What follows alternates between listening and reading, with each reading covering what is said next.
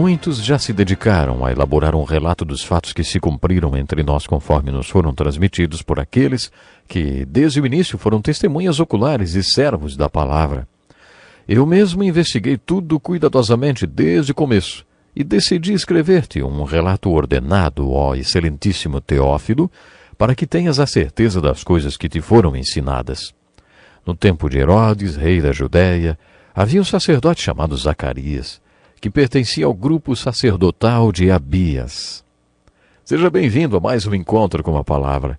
Começamos o nosso programa de hoje lendo as palavras do historiador Lucas no começo do seu evangelho. Nos primeiros programas voltados ao evangelho de Lucas, estudamos a abordagem que Lucas fez do ministério de Jesus Cristo sob a perspectiva do manifesto do Messias.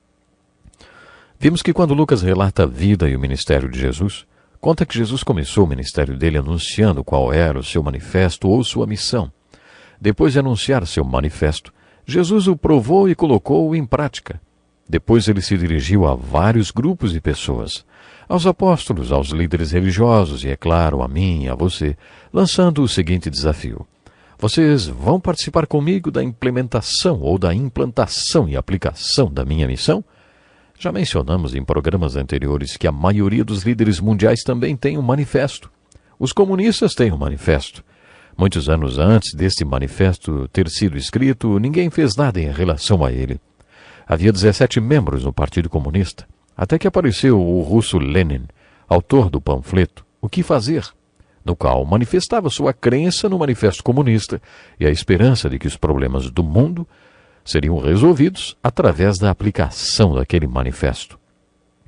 Não seria bom se alguns discípulos de Jesus Cristo lessem o seu manifesto na Bíblia, encarassem as necessidades do mundo, escrevessem o seu próprio panfleto O que Fazer, baseado na sua esperança no manifesto de Cristo? Mas não foi assim que Deus guiou as coisas. Um discípulo de Cristo escrevendo para que outros discípulos o seguissem. Cada discípulo de Cristo tem de estar diante de Jesus, como o apóstolo Paulo fez, e perguntar: Jesus, o que o Senhor quer que eu faça? Para cada um de nós, Jesus tem uma resposta diferente. Entretanto, espero que depois desse estudo do Evangelho de Lucas, o Espírito Santo faça no seu coração as aplicações desse manifesto para a sua vida. A minha oração é que o Espírito Santo desafie muitos dos que nos ouvem a serem hoje participantes da implantação do ministério de Jesus. Para você descobrir como aplicar esse manifesto na sua vida, pergunte em oração a Jesus: Senhor, o que devo fazer? Agora que nós já temos uma visão geral do Evangelho de Lucas, gostaria de abordar algumas passagens especialmente importantes das Escrituras que não foram registradas no Evangelho de Mateus. A primeira coisa que vamos considerar são os 120 versículos que o historiador Lucas usou para falar do nascimento de Jesus Cristo. Ele foi o escritor do Novo Testamento que forneceu mais informações sobre o nascimento de Jesus. Como já mencionei, Marcos e João não registraram nada referente ao nascimento de Jesus e Mateus só fez uma pequena menção. Apenas Lucas escreveu esse acontecimento em detalhes. Agora que vamos abordar esse assunto, eu convido a pensar no Natal com antecedência. Esses 120 versículos que falam sobre o nascimento de Jesus podem ser divididos em 6 tópicos.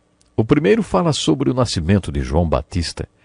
A maioria dos profetas do Velho Testamento profetizou sobre a vinda do Messias. João Batista foi o último dos profetas messiânicos e o único que teve o privilégio de literalmente apontar para um homem que vinha pela estrada e dizer: vejam, é o Cordeiro de Deus que tira o pecado do mundo. O nascimento de João Batista foi um acontecimento sobrenatural, não tanto quanto o nascimento virginal de Jesus, mas envolveu um milagre, pois os pais dele já eram velhos quando ele nasceu. Seu pai era o sacerdote Zacarias e sua mãe chamava-se Isabel. Os dois eram muito tementes a Deus e andavam dentro das ordenanças e mandamentos do Senhor de maneira irrepreensível. Na minha opinião, esse é um detalhe muito importante. Enquanto Zacarias cumpria seus deveres de sacerdote no templo, foi visitado pelo anjo Gabriel, que lhe deu uma grande notícia. Deus está pronto para se tornar homem.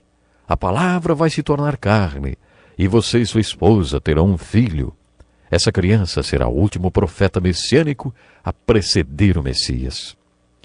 Quando Zacarias ouviu isso, duvidou e quase disse com todas as letras: isso é impossível. Ao que o anjo Gabriel respondeu: sou Gabriel, o que está sempre na presença de Deus. Fui enviado para lhe transmitir essas boas novas.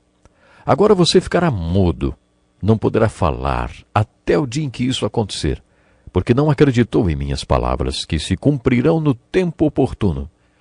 As pessoas que estavam no templo estranharam a movimentação do profeta e também a sua demora. Quando ele finalmente apareceu, não podia falar, e as pessoas acabaram concluindo que ele tivera uma visão por causa dos seus gestos que fazia. Que coisa triste! Um sacerdote com uma mensagem para o povo, mas impedido de falar. A incredulidade tinha fechado sua boca. É verdade, a incredulidade ainda fecha a boca de muitos ministros que deveriam estar proclamando as boas novas do Evangelho de Jesus Cristo para o povo. O famoso autor Rudyard Kipling disse: as ovelhas olham para cima e não são alimentadas. E o trágico é que elas estão sentadas à mesa do Pai. Kipling estava falando sobre o fato de que, em muitas igrejas, as ovelhas olham para cima esperando ser alimentadas pela palavra de Deus, mas não são. Por que isso não acontece? Por que não são alimentadas? Porque a incredulidade fecha a boca daqueles que deveriam estar transmitindo a palavra de Deus com autoridade. Depois disso, o anjo Gabriel visitou a Virgem Maria, que era uma moça simples do campo, provavelmente muito jovem, e contou a ela as notícias que tinha dado a Zacarias. Deus vai se tornar homem. Você, mulher agraciada entre as mulheres, vai ter o privilégio de ser a mãe de Deus. Maria não ficou incrédula como profeta, mas, de acordo com a Bíblia, ela ficou confusa e perturbada com as palavras do anjo e perguntou: como acontecerá isso, se sou virgem? O relato do diálogo de Maria com o anjo e de suas falas seguintes demonstram que ela realmente creu na mensagem do anjo. Mas a primeira pessoa a questionar o nascimento virginal foi a própria Maria. Ela perguntou: como aconteceria? Você também não iria querer saber? Acredito que uma coisa seja perguntar e até duvidar um pouco, mas outra coisa é não crer. Dizem que há mais fé numa dúvida honesta do que na metade dos credos. Duvidar ou questionar não implica necessariamente em não crer. O sacerdote não creu, por isso sua boca foi fechada. Mas Maria creu. Ela até foi visitar Isabel, que àquela altura estava grávida de 6 meses de João Batista. E Isabel, cheia do Espírito, assim que a viu, disse: bendita é você entre as mulheres e bendito é o filho que você dará à luz. Maria não tinha dúvidas, mas no seu coração fazia indagações. Você já reparou que o relato seguinte do Evangelho de Lucas é referente a César, o imperador romano? Historiadores desafiam a veracidade desse relato. No 2º capítulo, Lucas diz: naqueles dias, César Augusto publicou um decreto ordenando o recenseamento de todo o Império Romano. Este foi o primeiro recenseamento feito quando Quirino era governador da Síria. Esse é exatamente o dado histórico questionado. Há alguns anos, os historiadores afirmaram que quando Quirino era o governador, o imperador era Otávio. Mas depois de fazerem algumas pesquisas, descobriram que esse homem tinha requerido ao Senado que seu nome fosse trocado para um outro título que o agradasse mais. Foi-lhe sugerido Augur, que sugere divindade, e ele gostou. Por isso seu nome mudou para César Augusto. Isso comprova a precisão do relato de Lucas.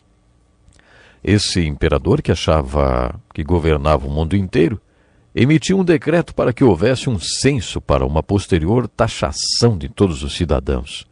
Todos deveriam ir à cidade dos seus antepassados para fazer o registro. Se isso fosse feito hoje, em algumas partes do mundo, haveria um congestionamento monstruoso no trânsito, hein? Já imaginou se todo mundo tivesse que ir à sua cidade natal para pagar os impostos? Esse censo decretado por Augusto foi a providência de Deus em ação. Vocês, estudiosos do Velho Testamento, estão lembrados de Miqueias 5:2, que diz exatamente onde o Messias iria nascer? Em Belém. Em nosso primeiro contato com Maria na Bíblia, ela está bem longe de Belém. Ela está ao norte de Israel, num lugarzinho chamado Nazaré. Para que a profecia de Miqueias fosse cumprida, ela deveria estar em Belém. Se hoje você viajar para a Terra Santa, vai saber direitinho qual é a distância de Nazaré para Belém. Este decreto de César Augusto forçou Maria e José viajarem para a cidade de seus antepassados. Os dois deveriam estar em Belém para serem cadastrados. Deus usou esse decreto para cumprir uma profecia bíblica. No Evangelho de Lucas lemos que, enquanto estavam lá, chegou o tempo de nascer o bebê. Portanto, aconteceu que, enquanto eles estavam em Belém, o menino Jesus nasceu. Essa é uma das partes mais fascinantes da história de Natal relatada por Lucas. Havia pastores que estavam nos campos próximos e durante a noite tomavam conta dos seus rebanhos. E aconteceu que um anjo do Senhor apareceu-lhes e a glória do Senhor resplandeceu ao redor deles e ficaram aterrorizados. Mas o anjo lhes disse: não tenham medo. Estou lhes trazendo boas novas e grande alegria que são para todo o povo. Hoje na cidade de Davi lhes nasceu o Salvador, que é Cristo o Senhor. Isto lhes servirá de sinal. Encontrarão um bebê envolto em panos e deitado numa manjedoura. Manjedoura era onde se colocava o alimento para os animais. Ninguém espera encontrar um bebê numa manjedoura, não é mesmo? A mensagem dos anjos para os pastores é a grande mensagem do Evangelho.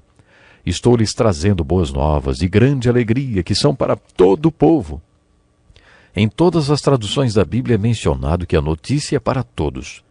Quando você falar do Evangelho, não seja regionalista. O Evangelho de Jesus Cristo não é só para o Brasil, nem o cristianismo é uma religião do mundo ocidental. O cristianismo sempre foi para todo mundo. O cristianismo sempre foi para todos. A resposta dos pastores foi muito bonita. Vamos a Belém e vejamos o que aconteceu e que o Senhor nos deu a conhecer.